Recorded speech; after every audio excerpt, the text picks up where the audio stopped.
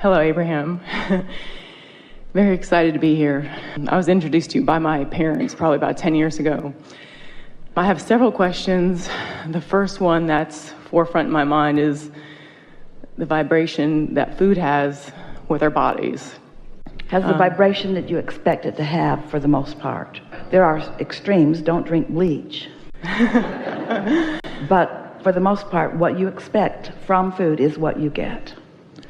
And is there also, I've been told that fruits have higher vibration, or food that is closer to the earth, there's higher vibration with that. Is that true? The less processed it is, the less resistance it holds. That is true. Okay, that makes sense on that.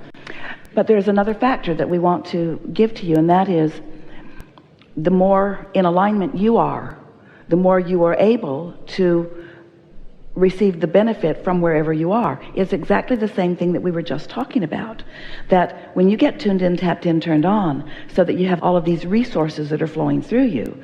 Now, if you have a step one moment, if you are in that mode of really knowing who you are, then the contrast doesn't bother you vibrationally. And exactly the same thing is true of everything that comes into your experience.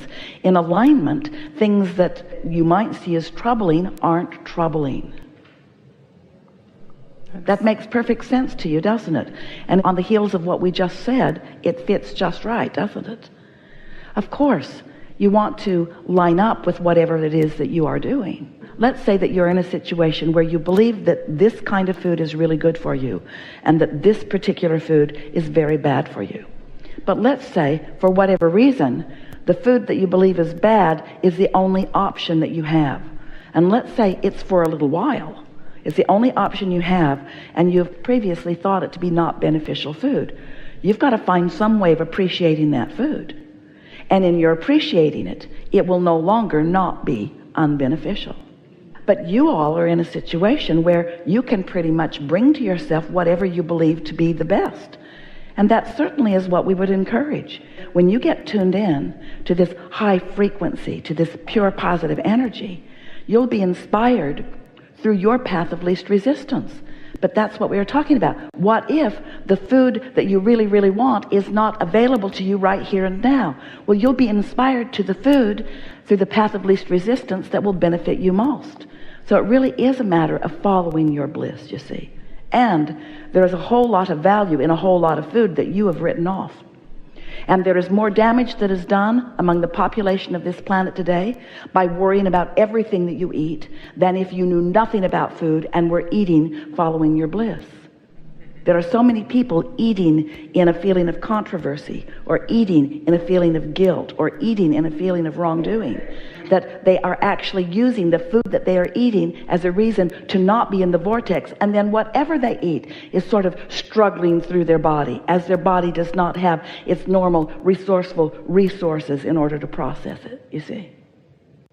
It's incredible, because I have several people that are in my life that have really, there's a doctor, I guess, down in Florida, and he has been able to heal people by them basically turning to all fruit diets. And the changes that they've made in their life has been incredible just to watch. Well, there are a number of factors, and we are not disagreeing with that at all. In fact, everything that you just said aligns with what we just said to you. So someone who is in search or need of healing, so they've got strong desire, they have a lot of energy that they're summoning, and then they find someone who is believing in his process and is able to convey his belief to them, so they come into alignment and therefore receive the recovery. Someone very influential could do the same thing with jelly beans.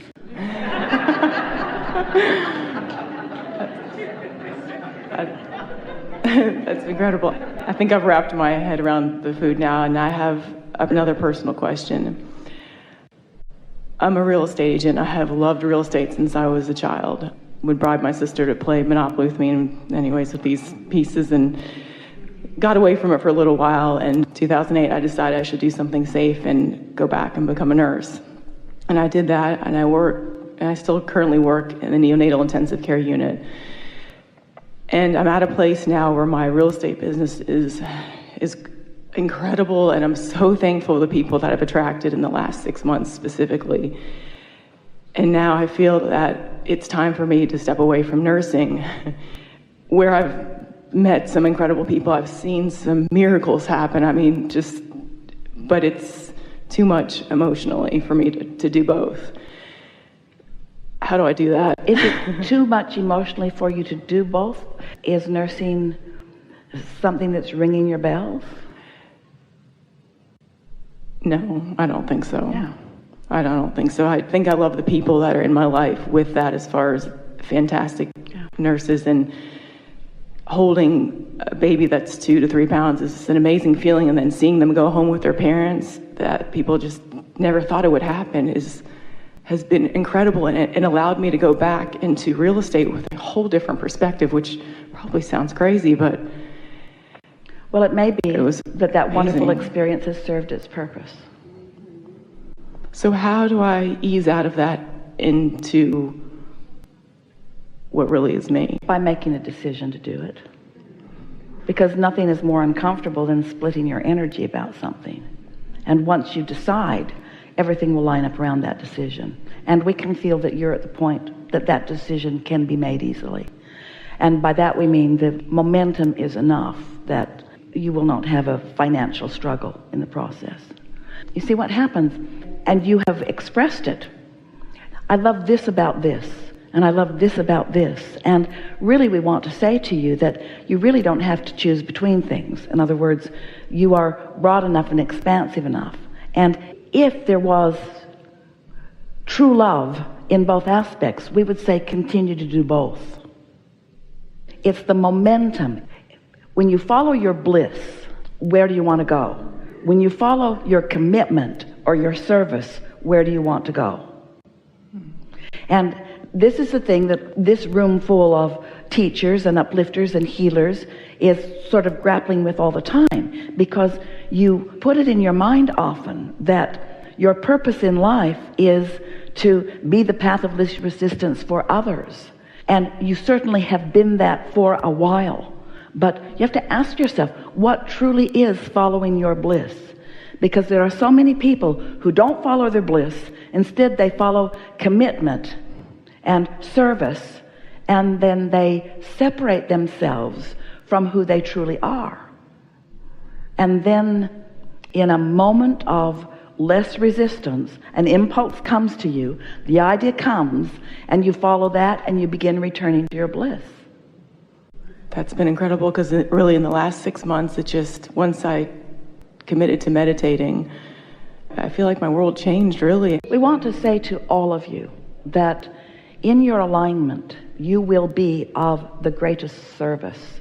And in your determination to pay the price of service, you are not. You get what we mean? Those are really, really powerful words. Yeah. And my last question is for my husband. He wants to know how you raise the Kundalini.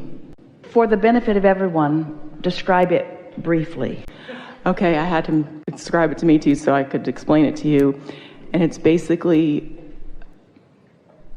a way of taking the energy from the base of your core and bringing it up throughout your body.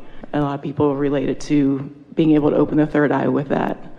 He has practiced this for years and wants to know what the most direct source is to do that, to have his energy come up and his third eye open and just be receptive.